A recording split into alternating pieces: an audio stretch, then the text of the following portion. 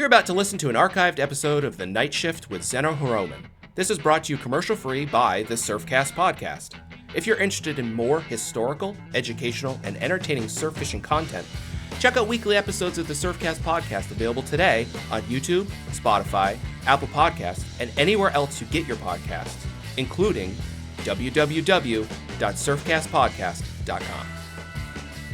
It is my pleasure to introduce Gags Gagliarducci, one of my good friends, one of the legends in this field. He's been making lures for a long time. He's been part of some of the greatest blitzes of all time, and he has some good friends over the years, and we'll talk all about them. Al Gags, as everybody knows him, welcome to the Night Shift Podcast. Thank you, Zeno. It's an honor to be here. When people told me that you were actually doing a podcast with the Surfcasters Journal and everything, I was pretty excited. And then I get the call to do one. I was very excited. So, well, we should tell everyone, first of all, that we did this 3 days ago and we fucked it up completely. And nothing. We did press the record button, but we only got the one side of the recording. So we're redoing it. So if anyone finds anything weird about this podcast, this is probably why. But I just want to kind of let everybody know that we did kind of screw it up. Listen, Al, you are a wealth of information. You've been doing this for a long time. Give me a little bit of a backstory, and I know this is going quite a bit of time, but how did you get involved in this lure building stuff? Well, Zeno, it was 1978. I had gotten married in 1974, and when you get married, you take on a wife, and then we had a child not too long after that, and I got married young. I was 19 years old. And always had the love for fishing and always had a love, but didn't have much money. I think I was making $72 a week, believe it or not, at the time. Yeah, listen, at the time, I'm sure that wasn't great money, but And my rent was $140 for a month. Oh, shit. Okay. Well, that's what everything included. Right. So anyways, I used to love to shad fish, so I started making my own darts, my own shad jigs, I didn't have the money to go out and get paint and all this fancy stuff like they have today. So I used my wife's nail polish. And I didn't realize that I was actually doing something that was going to launch me into my future the way it did. So what happened was a good friend of mine, he was an outdoor writer, it still is, at 80-something years old for the Springfield Union. Yeah. And by the name of Frank Souza. And gave me a call and he said, hey, let's go shad fishing. So, in the spring, the Connecticut River rips. I mean, it's just coming. So here we are in a 12-foot aluminum boat, right? And we got a 6-horsepower motor on it. We're not getting too far up the current. We're full blast, but we're getting there. We're making progress, So we pull up to all the guys that are shad fishing. We put our anchor out and we anchored up, and you go by people, how you doing? And they're shaking their head. No, nothing. So we put our anchor out. We start fishing and we start killing these fish. I mean, crushing them, And to me, it was just another day shad fishing, All of a sudden, we're getting them. And guys are saying, what are you using? I said, a shad dart, So Frank says to me, he goes, we need to come out tomorrow. I said, yeah, all right. You have to twist my arm too much. I'll get out here with you, So out we went, out we go, and we get out there, and he brings a fly rod with him. And he puts one of my darts on the end of the fly rod, and he just pays it out the back in the current and leaves it there. Well, that thing got hit, and it ripped every ounce of fly line off the dart, off the reel, snapped it. And I said, wow, what the heck was that? He goes, I don't know. So the next day, the guys that trapped the salmon at the lift call him up because they tell him all the salmon, he puts the count in the newspaper. For right. everybody. He was a columnist, right. They said, Frank, we got an interesting thing up here. We got a salmon with a dart hanging out of his mouth with about 50 feet of fly line. He goes, that's my fish. Guy goes, no, sir. He goes, I'm telling you, that's my fish. So he goes up there. He took pictures of it and everything. And sure enough, they had it in the lift, in the trap. And they got the dart out of them and everything because they release them and they get the eggs out of them, So we go back out the next day and we got more shad. And at the end of the day, Frank looked at me and he said, listen, you got to market these things. You got something here. And I said, that's right, Frank. With all my millions, I'm going to run right out and market these things. And I had no intention of doing anything, nothing. You know, I was making my $72 a week and I was happy, you know. Well, I used to love to read his articles on Sunday morning. So Sunday morning came and I picked up the newspaper. And by the way, that circulation in our area was about 250,000 papers at the time. So I pick it up and it says, new lure to hit market soon. And I start reading about this new lure, you know, and it was me he wrote about. My name was... You pre-sold your shit already. Exactly. He put me in a pot of shit, to be honest with you. You know, my name's in there, my phone number and everything, and my phone starts ringing. You know, my wife was going crazy at the time, waking the baby up and this and that. So, you know, the guy's a good friend of mine, and I can't make him look like an idiot. So I start molding these things. I go to work all day and I mold all night and go to work. That got old real quick. Yeah, you know? I bet. Yeah. But I started doing it, and I'm in a 2-room apartment doing this, you know. And I molded outside. I had enough brains to do that, but I painted all and tied all the calf's tail, which we used to use. And it just started to explode from there. And it went from a certain amount of darts to a lot of darts to a real lot of darts. And then I started, I bought a centrifugal caster. And I started making them, you know, the bodies and stuff, casting them. And then one thing led to another. And I started getting into, I made some nice bucktails. I used to sell a lot of Uppermans on Long Island and back in the day. And it just went from there. I made a lot of different jigs, and then I launched everything. And so was that your progression from the darts to like a bucktails and molds, and then later into plastic and wood? Is that how it worked? Yes. Well, it went to wood after it went to wood just before the Mambo Minnows was born and stuff. I started with the needlefish, and that's a whole nother story in itself. Right. I mean, we'll get to that. Yes. Yeah, it's got a lot of history to it, but it started, like I said, with the lead, and then progressively went into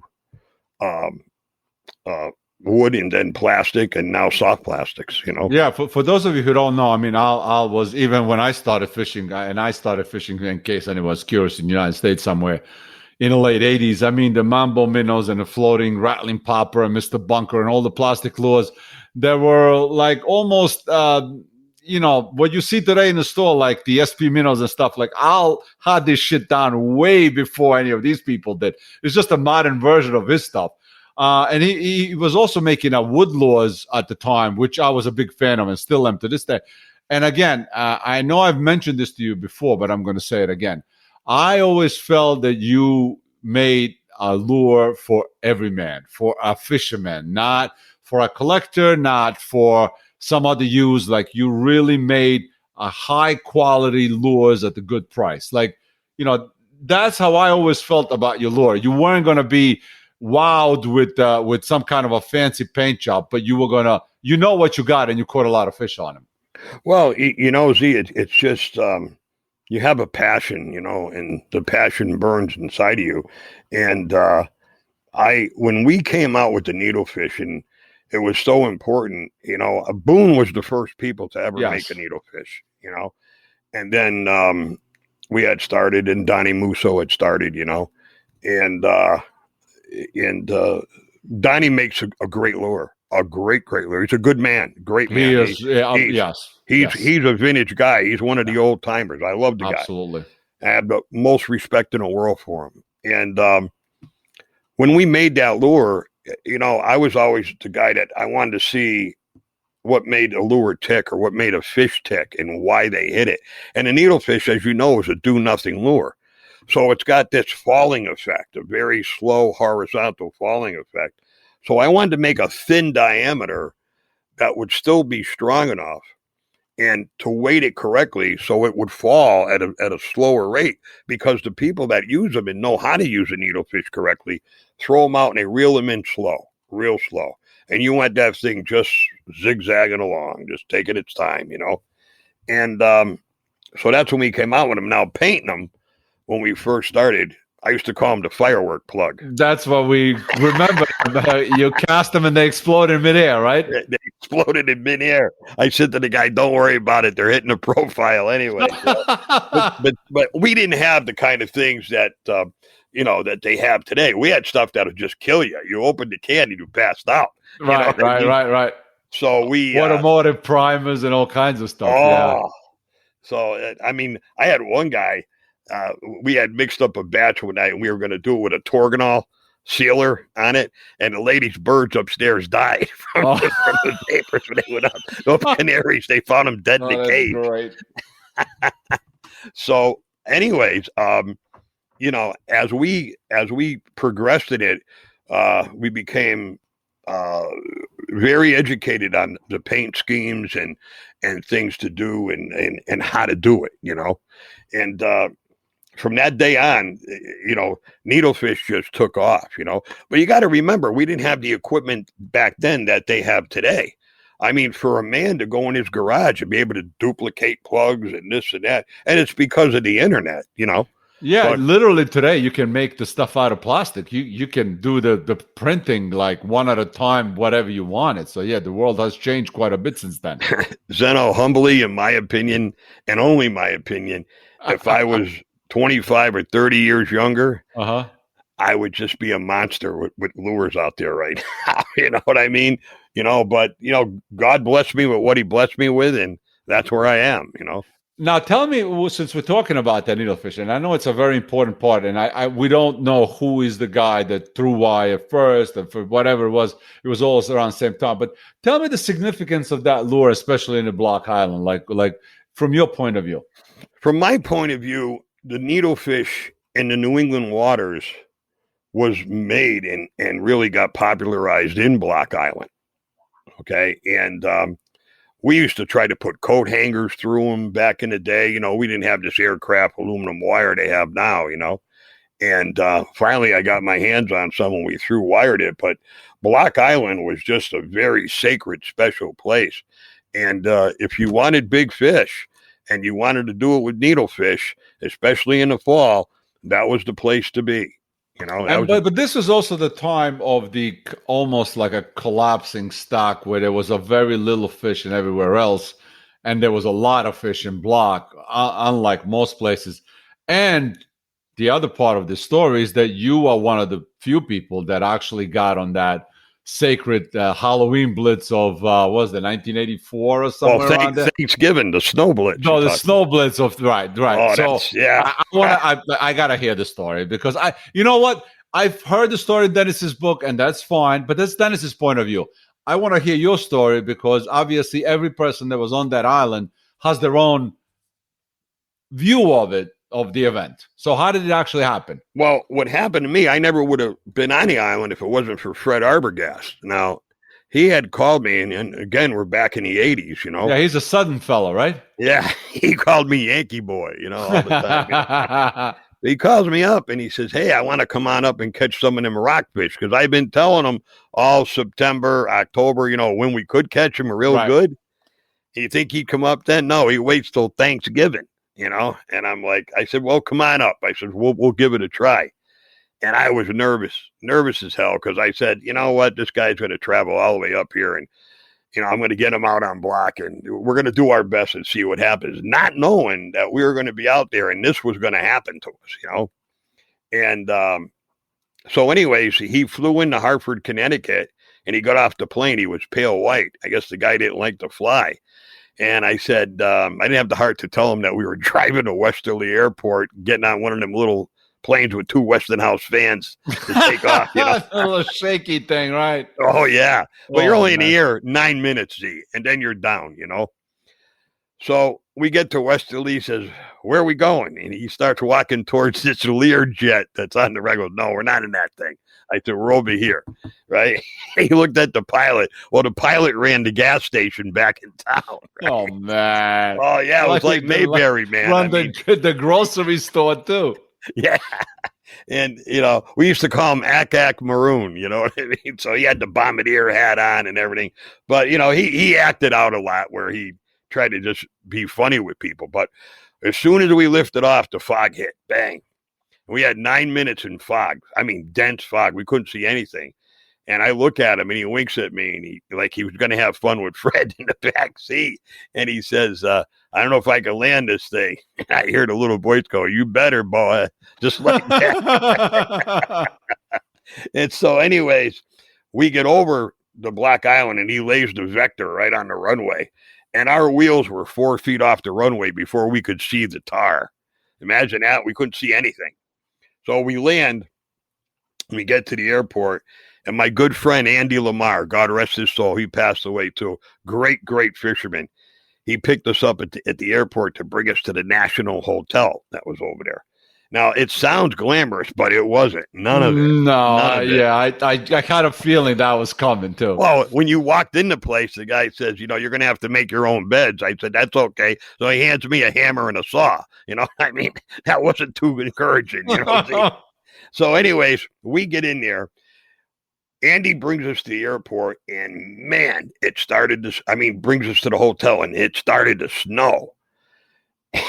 And Fred says to me, what the hell is this? I said, it's called snow. I don't know if you see it down there where you're from. I said, he goes, it's freezing in here, right? So a bunch of the guys that were there chipped in a sweater here, a jacket here, this, that, but we got them warmed up, straightened out. So we went down to Ballard's, me and him.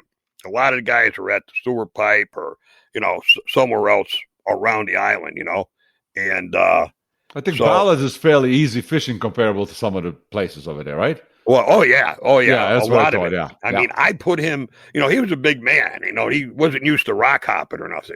So I brought him right down onto the beach. I wanted it comfortable as I can. Yeah, that's what I figured, yeah. So I gave him a flow green needlefish. I had a flow green needlefish, and he goes, what do we do? I said, throw it out and fall asleep reeling it in. He goes, what do you mean? I said, I'll show you. I took 3 cranks on the reel. I didn't think we were going to get bit, whack. I got tight. So I hit the hand on the rod, right? And he goes, no, I catch my own. I goes, no, take this. I said, really, my arm's hurting. I can't get it. I said, I don't want to lose this thing. Fight this thing, reel it in. Because I didn't know if we were going to get bit again. Right. I took his rod out of his hand, and I start to bring it in away from his fish. Whack. That thing got tight. He looks at me, he goes, I thought your arm was messed up. I goes, it's better now. Right? Well, anyways, as the story goes, the average was 1,500 pounds of fish per man per night was done on that island. And we didn't even know we were making history. Right. You don't know what other guys are doing on the other side. You thought you were the luckiest bastards in the face of this earth. Exactly. I thought I was in nonstop. Now, let's see. A bunch of guys broke 60 4 times over there. 60. That's correct. 60. We broke 50 3 times. And all the 40s and 30s you wanted, And this thing, it must have been a massive school, a massive fish, that I wish I could have seen, but nothing showed during the day. Nothing. Absolutely nothing. So he thought it was like this out there all the time. And we went back to the hotel. Our arms were dragging, we couldn't even pick them up. And I said, listen, we got to get some sleep because we're going to be starting the tide at about 11:30 tonight. I said, we're probably going to go into the daylight in the morning, Yeah, no problem. He goes, it's easy out there. What do you think? He goes, this is nothing, right? I goes, oh boy, he's in for a long night tomorrow night, right? So we went to bed, we got up, we ate, and hung around the hotel. A couple guys came in that were there, and, we got talking. How'd you do? They said, we absolutely murdered them last night. We said, we got to sell these fish. We were loaded over here.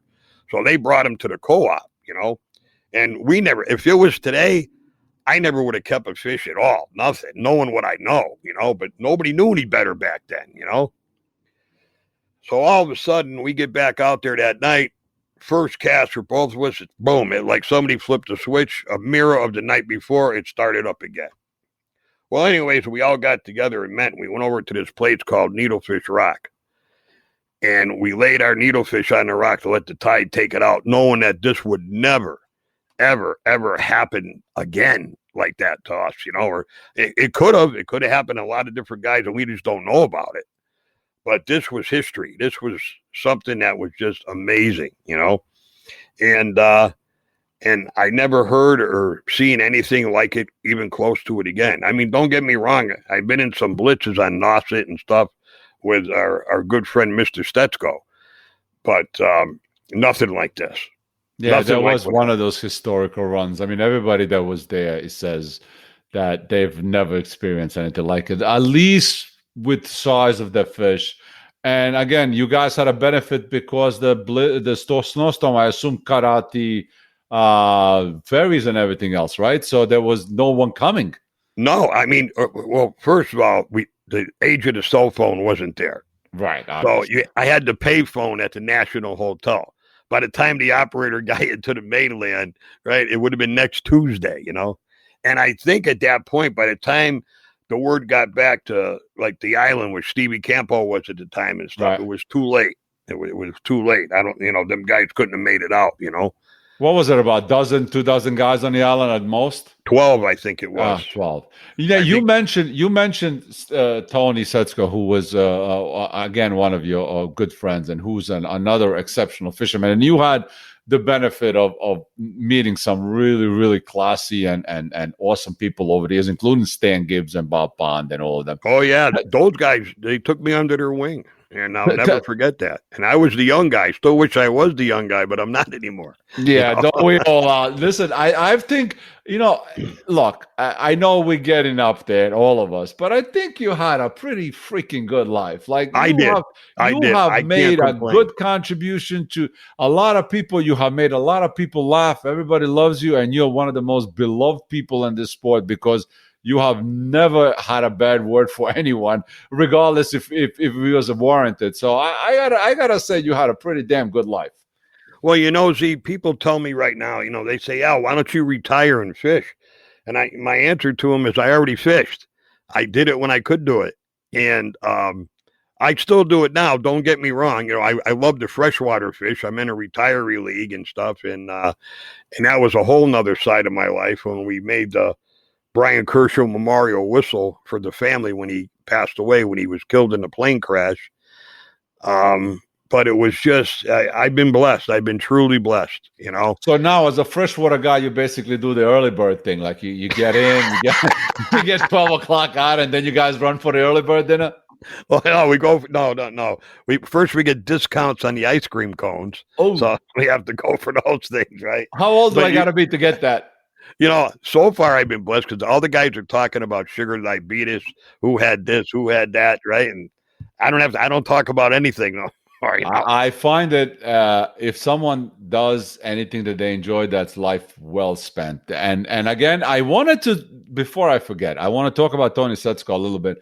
And there's one reason for this, because Tony's obviously left us, unfortunately, and there's not a lot of people that can share just how the great guy he was and a fisherman. And I wish in some ways maybe we should do a podcast with a bunch of other people who could maybe reflect on his memory, because he was we just did interview with Steve Campo, and I thought that Steve Campo was extraordinary in the way he taught about everything and his contributions to the sport. But there's other people like Alberto, like Tony, like the guy that passed away that's escaping me was with you at Block Island, who was a fisherman. Tim Coleman was another guy who was exceptional. There's a lot of these guys, Charlie Shaw, Cinto, and Tony was an extraordinary human being and a fisherman. Tell me what made Tony a super exceptional surfcaster, not just a human. Well, Tony, when you talk about someone that lives, breathes, drinks, and eats a sport, there's very few people that can carry that moniker. And Tony Setsko, like Alberto Nee, like Roy Libia, those guys carry that moniker. You'll get a guy sitting home or even listening to the podcast that say, oh, I love it, that's all I want to do. But when Tony used to talk about striped bass, he literally shake because it would get him going. And not only was he like that, but his father was like that. It was in their blood, it was in their blood. And Tony would go up and down the beaches. I mean, he could smell the fish and he knew where they were. He knew what was going to happen before it happened. He had a very uncanny way about him, and a funny guy. And I'll get into a couple of funny stories about him, have you rolling, but he, just to watch him prepare, I mean, he never took care of his equipment. You know what I mean? He get out there, the line's twisted, this and that. He goes, it'll straighten out. Ping, yeah, lead us from last night. Yeah, no, we're good. Right, just exactly. run a hand on it. Don't worry about it. It's fine. Listen, we never had the equipment they have today.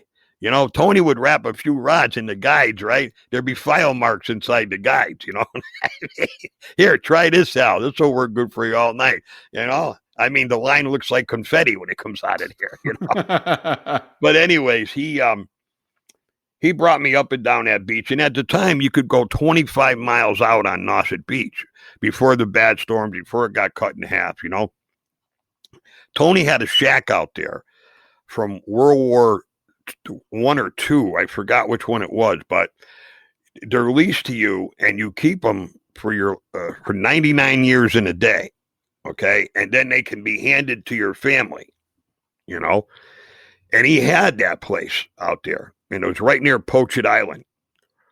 We used to go out, and people used to say, it'd be remarkable. He'd say, come on, take a ride with me. I got to check the beaches here at low tide. Now, keep in mind, this guy lives here, and he's on the beach every single day, every day. So out we go. He'd bring me to all the transition points where sand came to gravel, about, anything. And, and he'd teach me to look up into the dunes, visualize what I'm looking at up there, how it's tapering down. It's going to be the same way out there, but only for this season, he says. Don't get sold on this one spot, because that's why you got to drive it every day. After a bad storm, you may have to start all over again.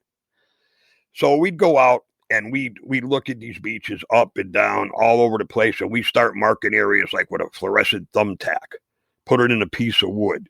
And if the fog came, he'd drive closer to the dune so we could pick up that thumbtack. It was, and then your odometer, we used to use that to line up on spots at night. 25 miles is a long ways. Sure, yeah. When you're going 10 miles an hour. Oh, God, yeah. So, and we go from one end to the other all night and all morning long fishing, But this man was just incredible. And when he didn't feel like fishing anymore, he would get out of his Jeep, pull his easel out of the back of the Jeep, put a stool out there, sit down, and tell me to go stand near the water and make a painting out of me. And it would look really good. I never thought I looked like, I look like a stick man coming out of the thing. But, still, I mean, he could see deeply into things, But he was a character. Tony was a character. Probably him and Sharapo, probably the two greatest men to ever chase stripers, I think, in the world today. From what they know. And those two used to argue like crazy, We were out on we went to go out to Monomoy one night, and we go out there with motorboats, And I'd be in a boat, say, with Mike DeSimone or somebody, and we get out there first, and it'd be foggy. You start listening, and I said, Mike, here they come, right? And you could hear them, and they're yelling at each other. You idiot. You asshole, this and that, right? And they're going, wah, and they crash onto the beach, and Sharapo go flying out of the boat. Then they start fish fighting. We had to go break them up, you know what I mean? But they were good buddies, you know what I mean? It was crazy, the stuff we went through, But a good example was we had him down in Hartford one time. And to get Tony to leave Cape Cod, man, you had to dangle a carrot. And it wasn't money. I found out what it was. It was food. So Emil Lagasse was doing, when he was younger, was doing a big show at the Hartford Civic Center the same time we were doing our show, the fishing show.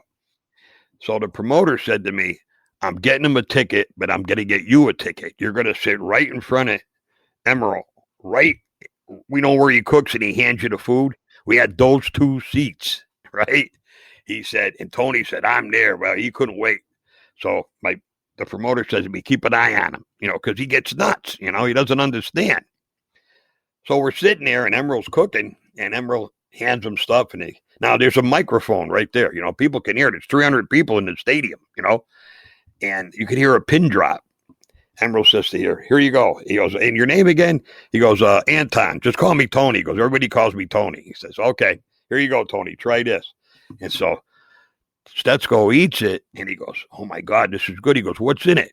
And Emerald told him, he goes, oh, no shit, right? And it goes over to Mike, and you hear people like snickering in the back. And Emerald looks at him, gives him kind of a smile. Then he cooks up something else, and he gives it to Tony. And Tony's flabbergasted over this recipe now. And Emerald tells him what to do. And Emerald's got him standing up next to him. And Tony goes, "No effing way, right? Come on, right?" And the promoter looks at me from across the thing, and he's going like this, giving me the cutoff sign. I told you to keep him in line. Get him out of there. Get him out, right? So we had to wheel him out. But the best one was when Portable Mics first came out. They had him mic'd up in Hartford to do a seminar. There was a little kid in the front row. You know how they get rambunctious and stuff. Stetsko gets very intense when he's speaking, and he's telling you what to do with these fish on a moon tide, this tide, that tide. And this kid starts throwing stuff and rolling around in the front of him. All this stuff, right? So finally, I'm in there, and the seminar was over, and everybody's walking out. So they finally walk out. Stetsko gets out in the hall with me, right? And we're walking towards the booth to go back in the hall, and they wouldn't let anybody near him until he got back to his booth. So we're going down the hall. I said, "Tone, what did you know that family with the kid?" He said, "That little bastard, are you kidding me?" Right? But he was still mic'd up, and it was going over the speakers inside the seminar room. Oh, that's great. Everybody's sitting there, and he's blasting this kid. And I says, "Oh my God, I had to shut the switch off." You know what I mean? It was funny, but the guy was just unique in a lot of ways. And his father could sit there and whittle the plug with a jackknife right in front of you, take a piece of driftwood and turn it into a fishing lure. He definitely was an interesting, not a character, but also one of the fishermen who seemed to have a different, not a different, I would call that almost an extraordinary way of being able to find the fish before anyone else. I had different understanding of the fisheries, and maybe it's because they put so much time. I fish with Crazy Alberto, what they call him, and I've seen the same thing that he does. And I think you and I have discussed this before. When Alberto went to Florida, everybody says, you can't do that kind of stuff. And next thing you know, he's doing stuff from the jetties that no one has ever even done from the boat. So for whatever reason, these people tend to have something special about them. Alberto is a different animal. Alberto is truly, truly a legend. And he turned Florida into stuff that Florida never knew they had. He'd get out there at night. There was nobody doing the stuff Alberto does at night. I agree. Nobody. I agree. Nobody. And he's getting, monster snook. He had me make him special jigs that would hold these giant snook. And I said, "Alberto," "how big are these snook?" And he's telling me. I didn't doubt him. I just said, "Wow, those are awful big." And then out the pictures come, And I said, wow. Not only that, them giant reds he does and stuff. And these people drive by these beaches unsuspecting every day and know that the night before Alberto Nee is sitting there doing what he's got to do. You know what I mean? What was your inspiration to make lures? Like even today, all right, let's get to today. So now you went from your lure business, which you sold at some point, and your plastic business, and now you're doing basically a rubber. Okay, what made you think to say, all right, now I'm going to do rubber, Gags, the rubber, the eel. What's the name of the eel? The whippet eel. The whippet eel. Right. Yeah. It's a huge thing. It's obviously very popular in the Cape, and everywhere else you sell a lot of that shit. I see in boxes and boxes and boxes going to stuff. What made you decide that you now, after you sold your wood business and your plastic business, you wanted to do a rubber? Well, I always thought, Zeno, in making lures, people don't understand there's water dynamics involved, and I wanted to make something that was extraordinary, something that would roll like a wooden plug in the water. That's why, plastic is plastic, but wood is natural. So I wanted to take a soft rubber component and try to put it into a lure that actually would do what a plug would do. And I had to design a head for it first. And so when I designed that head, so that head would swim and oscillate, when you put the eel behind it horizontally, the way the head's designed, the water goes up the side of it, and then flows under the tail and just makes it just go along, just beautiful, you know. And just like any other eel, you know, you do it off the beach and you want that thing puffing in the sand, just banging like that, you know, as you're bringing it in. But when I did the whippet fish, I wanted to use the same head, and that was to cut the paddle tail at different degrees until I got it to where it matched up and swam good. Because, you know, Gary Yamamoto made the Cinco, and he turned people out there that couldn't catch a bass into a great fisherman.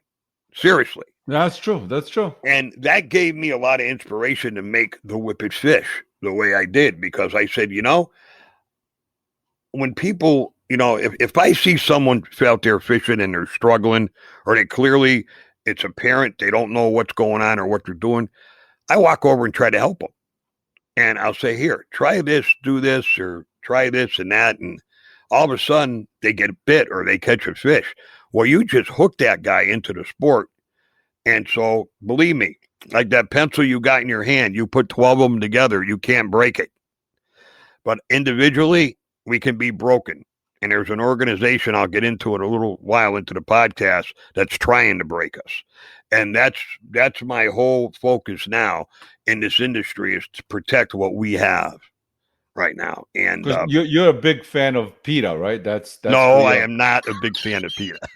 Don't start. I am not. These are the people that pick at your house. Oh, they did. They came. It was crazy. You know, my neighbor calls me up and says, have you looked out your front window lately? I said, no, why? He says, well, take a look out there. And I looked out there, and there's people carrying signs, weapons of mass destruction made here, fish killer, this, that. I'm like, are you kidding me? Right? But they didn't realize the chief of police lived next to me. So he sent about 4 cruisers over there, and they had no permits, no this, their cars got towed. It wasn't a nice day for them at all, you know, but I had no bad words with them. I didn't provoke anything, but they're looking to take everything away from us any way they can. You know, I went to Boston to fight one night with Bob Pond, and it was like 40 of them against us. They wanted us to manufacture lures with barbless hooks, but they didn't even understand what a barb was and how it operated and what it did. And once we explained it, it wasn't really it was a magistrate that was hearing the case, and he ended up throwing it out. But if we didn't show up, that would have passed. You have to show with the opposition, you know. And in today's day and age, the younger guys, they really got to take a hard look at everything out there, because don't pass the buck to the next guy, because that next guy may not be there. You know, somebody's got to take initiative and do it, you know. And yeah, we're definitely losing not only the access to the places, because everybody's guarding as they invented the freaking earth. And if you buy a house on the beach, all of a sudden you don't want anybody in front of it. But we're also losing the ability to, you know, harvest the fish, to teach the younger generation, which we pass on to them. You know, this whole sport is getting shrunk. You know, video games, the kids are not as involved in the outdoors. All of that is contributing to less participation. And yet, for me personally, who's fished with his grandfather since I was born, I mean, there's nothing more enriching in my life that has been than being part of the outdoors. Exactly. You know, I always close my shows, my seminars, my TV shows, everything with the same thing. You know, it's the only outdoors we have, so let's protect it, you know. And that saying means a lot. It really does. And people don't understand. That comes from deep within inside, you know. I've seen so much and heard so much, and it was involved with all these scams and people to try to take our sport away, and to see how the politics worked behind the scenes. And it was just sickening, you know. And I'll go head to head with anybody that's going to try to take it away, you know. I will still do that. I think that most of us, or all of us, should definitely applaud you and everybody else, like Bob Pond and a lot of people like Fred Schwab, like Charles Whittaker, a lot of people that get involved behind the scenes and go into those meetings and do whatever needs to be done. But I also think people should understand, when you ask to do something as simple as sign a petition, just do it. Like, don't expect someone else to do it for you, because you might be sorry the next day.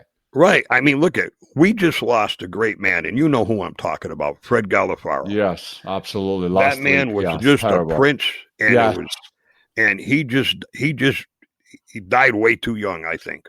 I know he was, I personally don't know anyone like Fred. There's exceptional people in your life in different ways. You are one of them. You are like one of my dearest friends, one of the nicest people that I ever met. You always have a smile and something nice to say for everyone, where you almost ask, are you for real? Fred Galafaro was the same way. He gave me the start in fishing. He published my first article. He always encouraged me to write. He was super excited about the Surfcasters Journal. He helped us at the shows. Like, he could have said, no, you can't come to the Fisherman Show. You guys are competing with us. He'd be like, no, come over. There's room for everyone. Like, you almost asked him, are you for freaking real? Like, are you a real?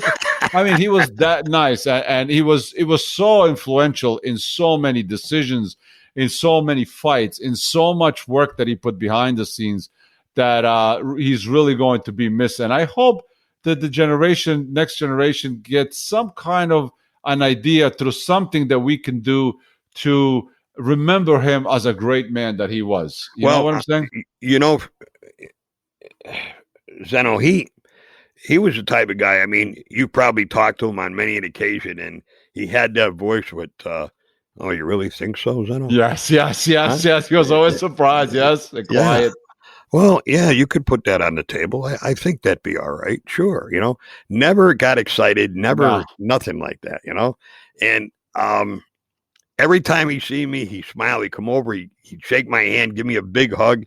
And I said, where's my table? He goes, wherever you want it. Right. And I said, come on, just tell me where I'm going, But a man like Fred, I hope some of the younger guys out there got to enjoy Fred, or got to really understand who he was.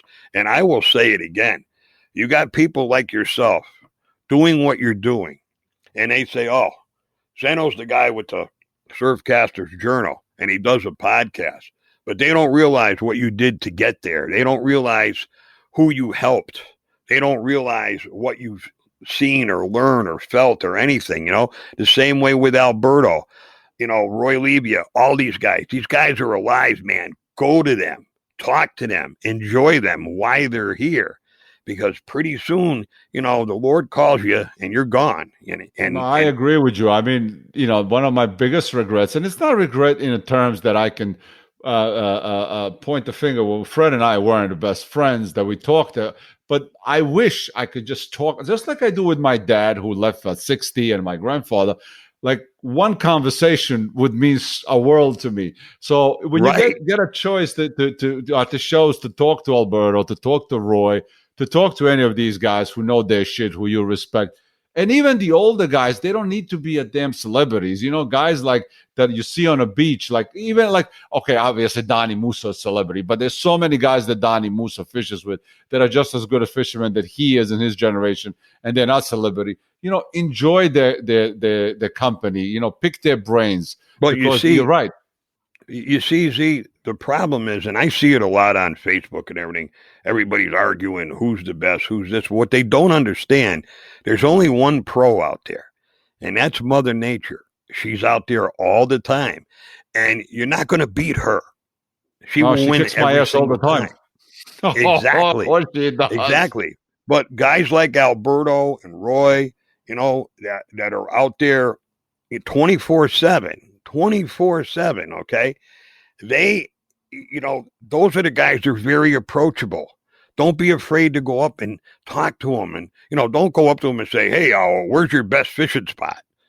You may not get that, but you'll get the right rod, the right lure. You're definitely not going to get that. Right. Yeah. But you'll get a lot. You'll get a lot, a real lot. I think this is why people enjoy their seminars, because they do get a lot out of it. Going back to your lures, all right, let's talk about your lures for a second, because obviously you're making a lot, and you're making a lot of it in a different. What is the hardest part of doing what you do? Because it's not only that you have to design, you have to produce the lures, but you also have to get the materials, and you got to get the right materials. You can't just buy rubber and melt it and make it, and colors and hook sizes and all the shit that goes on, and shipping and customers. So I'm exhausted just thinking about it. Well, Z, I can tell you one thing. There's a lot of luck involved. I'm not going to sit here and tell you that I'm a genius. In my opinion, I'm not. Okay. But what I do is like my passion will come out. Sometimes I'll wake up at 2 a.m. with an idea, and I get up and I run down and I draw the lure out on paper so I don't forget it that morning. Then I have a hard time going back to sleep. But anyways, when the morning comes, I start and I try to bring it to life. And what you do is you have to become part of it. You have to become, I hate to say this, but you got to try to feel into it or feel like it, you know? And then the dynamics and the design that goes behind it everything has to jive. The way it hits the water, the way you want it to move, the materials. If you understand the materials that you can make prototypes with, it's going to help you a lot. You know, you have to understand what you're working with and the dynamics of what you're working with and how it works and what you want it to do. Now, you may build something, let's say, I'll just throw this crazy thing out. You may build something out of styrofoam and you love the way it does a certain thing, but can you get it to do the same thing out of 50% high grade or 50% low grade plastics or whatever? That's what you got to understand is how to blend it to make it work. You know what I mean? And when you did it enough on certain items, it sort of gives you a little bit of a head start, you know? But I start with clay, hard clay, and I'll mold everything, look at it, and then I'll take I used to love my dentist when he was in practice, my oral surgeon, because I get all the scalpels from him and everything. And I cut everything out, you know, let the clay get hard and then really shave it into what I want, you know? And, but that's the advantage of me being in the building I'm in. My building is full of artists, full of design people. We have people below me that make all the animation things for Disney. So I have some very smart people here that share their knowledge, you know? And I just enjoy, when you enjoy what you do, your passion will flow. Your passion will come out. And I'd rather sit and design lures all day than hit the beach. I'll be honest with you. Well, when I get up at 2 a.m., it's usually to pee. That's the only thing I get up at 2 a.m. Just so, you know, I'm getting at the age when I'm getting up more than once a night. But another thing, for a guy that made a lot of lures and spent basically his whole life in a fishing, one way or another, designing, fishing, and all that, doing the shows, what is your recommendation to someone who's starting today as far as colors? Because not only you painted every color known to a man and you fished it. What's our Gags view on colors? Personal view. Now, listen, let's just make this clear, guys. Buy all the colors, please. Don't not buy some of the arts color. Buy all of them. I'm just saying. Listen, I know you have your own view, so let me hear it. Well, as Fred Galafaro would say, you got to have the colors. You need the colors, right? No, but he would say that probably right. In a monotone voice, right? Or either that, you got to snap bucktails with John, right? You know? But anyway, and there's another good fisherman too, you know. But as far as colors concerned, there's only really 2 colors in the whole spectrum. We make 38 colors basically to confuse everybody, you know. But you got dark or light, you know. And white or black, you know, basically you keep it really cut and dry and simple. I'll give you an example. You know, you always have a mayor of the beach, so to speak. I'm at Island Beach State Park in Jersey one time. I'm driving down the beach. Everybody's rod's bent. Everybody, right? So it was an overcast day. I get out. I got a black and purple eel on, you know. And I'm walking down towards the water, and the mayor comes up to me, goes, "Oh, ho, ho." He said, "If that ain't yellow, they ain't hitting it." Right? I said, "Really?" He goes, "Yeah." I said, "Well, let me take a shot and see." Anyways, I throw it out there. I got tight right away. He goes, "They shouldn't have hit that." I goes, "What do you think?" They looked at it and said, "Oh, grape. I never tasted that before. Let me bite it." Right? I says, "No, it's what the water column, the light penetration, everything allows them to see the best on that day." You know, Tony was a good guy for this, a great guy. It was black at night, white during the day, right? And if some got overcast or hazy, maybe he'd throw an olive once in a while or a yellow, but that was it. We never complicated it. We never complicated it. You know, now you're fishing next to a guy, and this is what I mean about instant gratification of some of the fishermen today. You get down to the canal, somebody throws a pink whippet fish or a pink savage or something out there, right? And they get tight. The guys next to them don't even bother. If they ain't got it in their bag, they run over to one of the stores down there, and they buy them all out and come back. By the time they get back, they're on blue now, right? The bite is either over or the fish moved on. There's a lot of truth to that. But listen, the world has changed to a large extent, and I'm so glad that your lures are so popular in the canal and everywhere else. In closing, tell me, what is the best part of what you do? What gives you the most joy?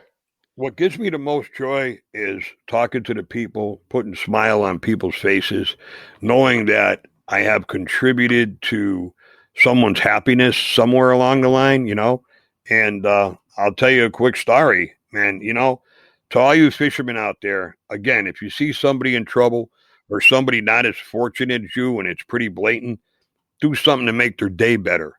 Do something to make them happy.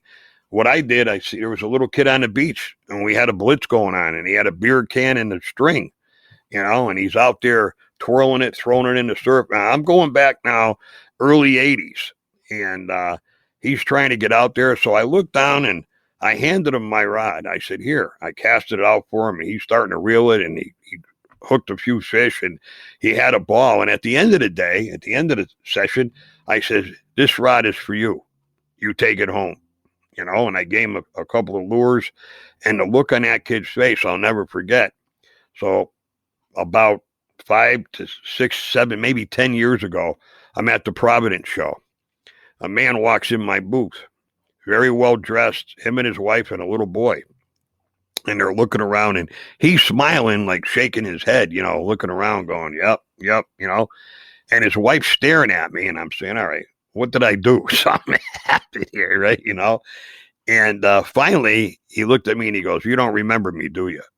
And I says, well, to be honest with you, sir, I meet a lot of people. I says, and no, I don't. I said, I'll be honest with you. He goes, you ever fish Fire District Beach in Rhode Island? And I goes, yeah. He goes, you remember being down there in a big blitz? I said, well, I was down there in a few of them. I says, anything happen in particular? He goes, you remember a little kid you gave a fishing rod to?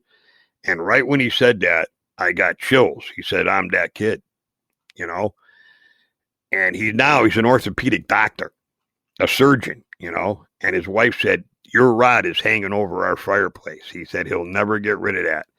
And that brought me the best joy ever out of anything. It's the things that you do to people, and I don't expect anything back. I never expected this guy to come and find me 40 years later or whatever it was. And I'm like, wow, But the best thing out of this whole business is the joy when people come up to you at a show and said, hey, my son or my grandson got his first schoolie or something on that lure. Well, he's standing there and he's so smiling, so proud. I'll go get a pack of them and say, here you go.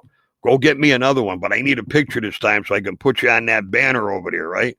Take this away. I give half of my store away at a show. I don't care, I mean, to me, it's all about the kids. It's all about trying to maintain the sport, basically. I agree with you 100%. I know personally, as somebody who's written book and stuff, that to me, the most joy that I've ever got out of this whole business and Surfcasters Journal and hoodies and podcasts is when somebody comes to you and said, either A, you help me understand this lore, or you help me understand the whitewater, or because of you, I've done this and I had such a great night.